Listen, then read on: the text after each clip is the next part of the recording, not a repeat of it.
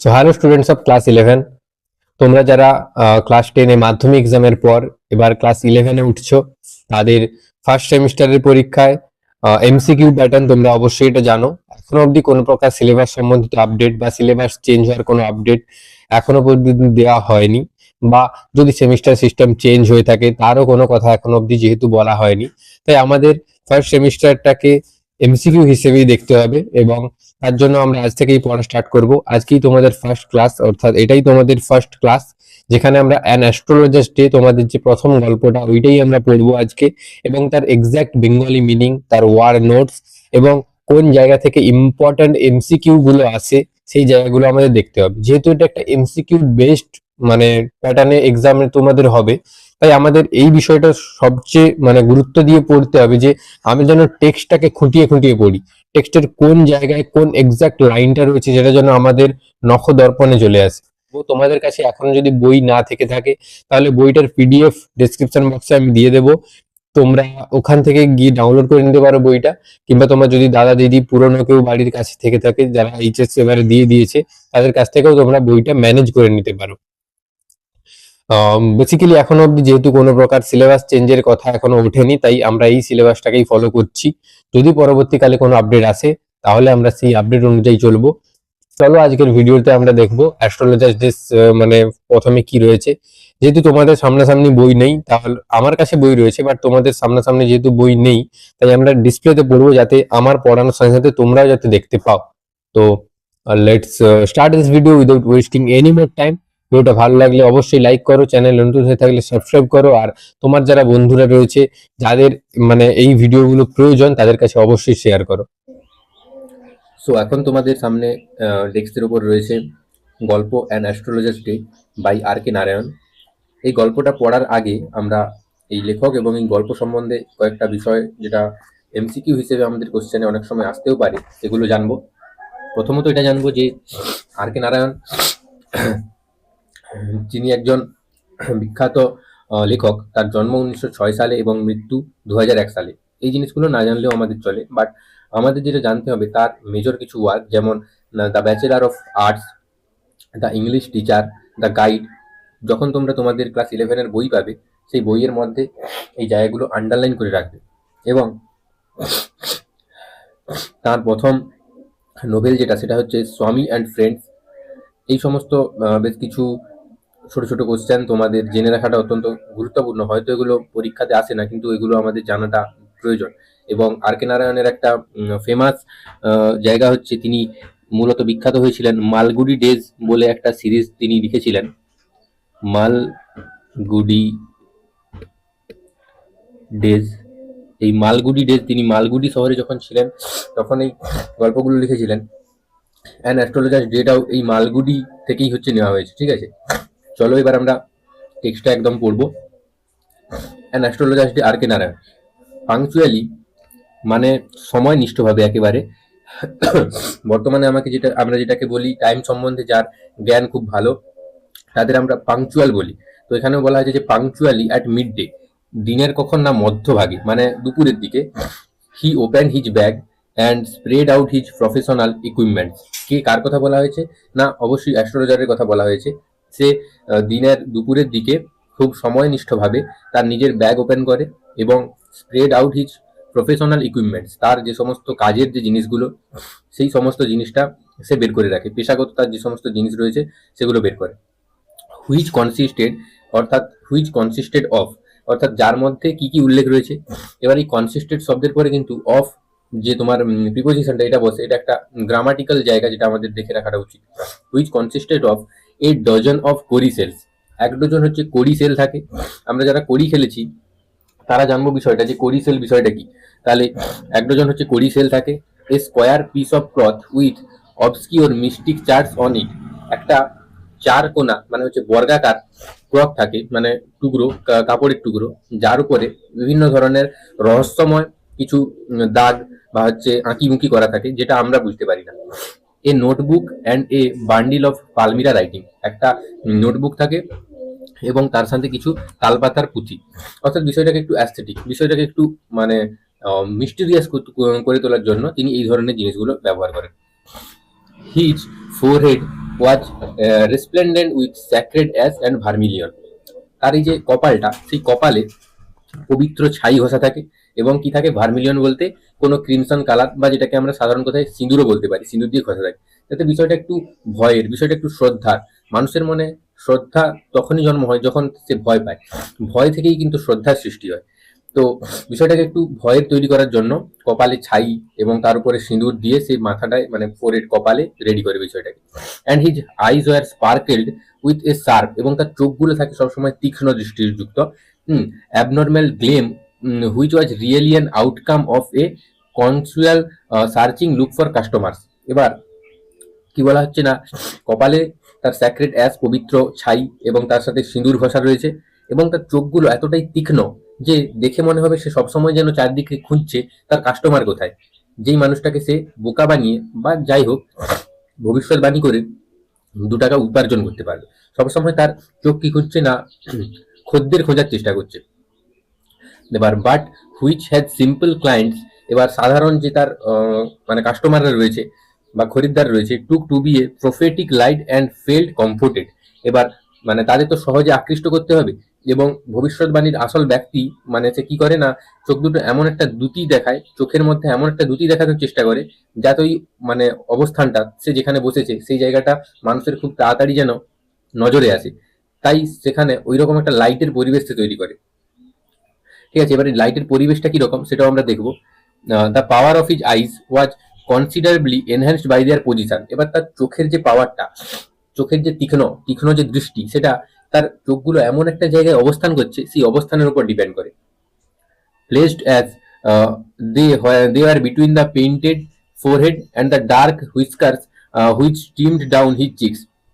না, তার চোখ দুটো কোথায় বসানো রয়েছে, তার যে মাথাটা, তার যে মাথার উপরে যে মানে তোমার প্রলেপ দেওয়া রয়েছে একটা পবিত্র ছাই, এবং তার উপরে ভার্মিলিয়ন অর্থাৎ সিঁদুরের, এবং নিচে তোমার রয়েছে বড় বড় গোপ দাড়ি। সেই গোপ দাড়ি যেটা তার গাল বেয়ে নেমে এসছে, ওই গোপ দাড়ির মাঝে দুটো মানে গোপ দাড়ির মাঝে আর কপাল, গোপ দাড়ি এবং কপালের মাঝে দুটো চোখকে প্রপারলি বসানো রয়েছে।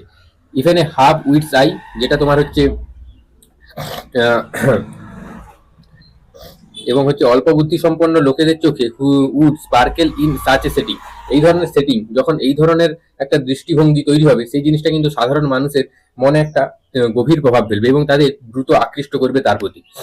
টু ক্রাউন দ্য ইফেক্ট, এই ইফেক্টটাকেই, এই যে চোখের যে দীপ্ত বা চোখের যে চাহনি এবং তার কপাল আর লম্বা লম্বা দাড়ি কুফোর মাঝে যে চোখটাকে প্লেস করা রয়েছে একটা গুড সেটিং তৈরি করার জন্য, সেই জিনিসটাকে আরো এক ধাপ উপরে তৈরি করার জন্য, আরো এক ধাপ উপরে নিয়ে যাওয়ার জন্য, actually to crown the effect এখানে বলা হচ্ছে যে ওই জিনিসটাকে আরো এক লেভেল উপরে নিয়ে যাওয়ার জন্য would a saffron colour turban, সে একটা কি করে না, গেরুয়া রঙের পাগড়ি অ্যারাউন্ড হিজ হেড, তার মাথার উপরে একটা গেরুয়া রঙের পাগড়ি পরে নেয়, যাতে বিষয়টা আরো একটু অ্যাট্রাকটিভ হয়, আরো মানুষ যাতে তাদের চলে আসে। This colour scheme never fail, এই ধরনের কালার কম্বিনেশন কখনো কিন্তু বিফলে যায় না, অর্থাৎ সবসময় সে মানুষকে আকৃষ্ট করতে পারে।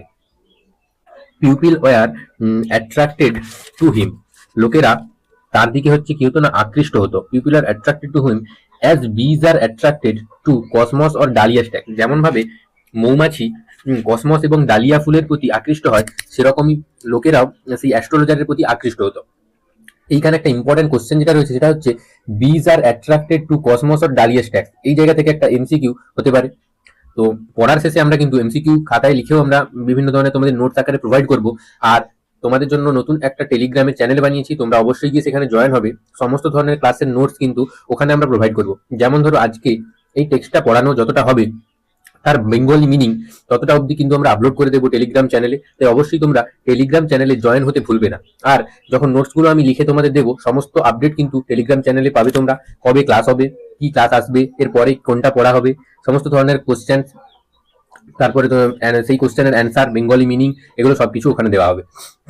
তারপরে দেখো কি রয়েছে না, he sat under the boughs of a spreading tamarind tree, সে কোথায় এই সমস্ত যন্ত্রপাতি পেতে বসতো না, একটা বড় ট্যামারিন মানে তেঁতুল গাছের একটা বড় ডালের নিচে বসতো। Which flanked a path running through the town hall park, এবার সে যেই রাস্তাটার পাশে বসতো সেই রাস্তাটা টাউন হলের পার্কের দিকে যেত। It was a remarkable place in many ways, এই জায়গাটা বিভিন্ন দিক থেকে কিন্তু পরিচিত ছিল। এখানে কোশ্চেন হতে পারে কোন কোন দিক থেকে পরিচিত ছিল না, a surging crowd was always moving up, একটা বড় মাপের জনগণ সবসময় এই জায়গাটা দিয়ে চলাফেরা করতো, up and down this narrow road morning till night, সকাল থেকে রাত অব্দি এই সরু রাস্তাটা দিয়ে ব্যস্ত মানুষেরা যাতায়াত করতো। এ ভ্যারাইটি অফ ট্রেডস, বিভিন্ন ধরনের এখানে বাণিজ্য মানে তোমার ব্যবসা নিয়ে লোকেরা বসতো, আর অকুপেশন এবং পেশার দেখা যেত এই জায়গাটায়, was represented all along its way. এই রাস্তার দুপাশে বিভিন্ন ধরনের পেশার মানুষ এবং হচ্ছে ব্যবসায়ীরা বসতো। যেমন ধরো কি কি রয়েছে এখানে, মেডিসিন সেলার্স, ওষুধ বিক্রেতা, sellers of stolen hardware and junk, যে সমস্ত চুরি করা জিনিসপত্র সেগুলো যারা বিক্রি করতো, ম্যাজিশিয়ানস, জাদুকর, অ্যান্ড অ্যাবাভ অল, এবং সর্বোপরি and auctioneer of cheap cloth, একজন পুরনো তোমার হচ্ছে সস্তা জামা কাপড় বিক্রেতা, who created enough din all day, সে সারাদিন কি করতো, প্রচুর হচ্ছে তোমার শব্দ বা যেটাকে আমরা বলতে চেঁচামেচি করা, ডিন মানে চেঁচামেচি করা। কোশ্চেনের মানে ওয়ার মিনিং গুলো কিন্তু তোমরা ভালোভাবে পড়বে, চাইলে আমি আপলোডও করে দেবো টেলিগ্রাম চ্যানেলে, তবে সেটা প্রচুর চেঁচামেচি করতো গোটা শহরটাকে, to attract the whole town, গোটা শহরটাকে সে আকৃষ্ট করতো। নেক্সট টু হিম, তারপরেই কে বসতো না, ইন ভোসিফেরাসনেস, বলা হচ্ছে কি তার পাশে একজন বাদাম ভাজার বিক্রেতা। Next to him in vociferousness came a vendor of sweet ground nuts, তার পাশেই মানে যে তোমার হচ্ছে পুরনো কম দামি কাপড়গুলো বিক্রি করছে, তার পাশেই একজন কে বসতো না, বাদাম ভাজা বিক্রেতা বসতো। Who gave his ware a fancy name each day, সে প্রত্যেক দিন তার বাদামগুলোর কি করতো না, বিভিন্ন ধরনের কাল্পনিক ফ্যান্সি মানে শৌখিন নাম দিত, যেমন কলিং ইট বম্বে আইসক্রিম ওয়ান ডে, কোনোদিন এই বাদাম ভাজাগুলোকে সে কি নামে আজ্ঞা দিত না, বম্বে আইসক্রিম বলতো। On the next day Delhi almond, পরবর্তী দিন সেগুলোকে বলতো দিল্লির almond.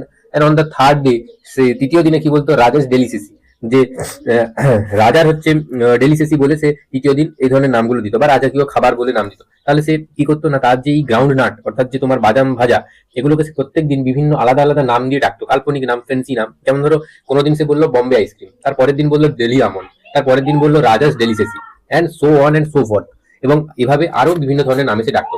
And people flock to him, এই সমস্ত নাম শুনে মানুষেরা তাকে ঘিরে মানে হচ্ছে ভিড় জমাতো। Considerable portion of this crowd, এই যে তোমার যে ক্রাউড বা হচ্ছে ভিড়, তার মধ্যে একটা সুন্দর জায়গায় হ্যাঁ কে বসতো না, delight before the astrologers to, এইরকম একটা সুন্দর জায়গা বা পরিবেশ, ব্যাপক সংখ্যক ভিড় জ্যোতিষীর আশেপাশে ঘুরে বেড়াতো। The astrologer transcanted his business by the light of a flare with crackle and smoked up, কি বলছে না,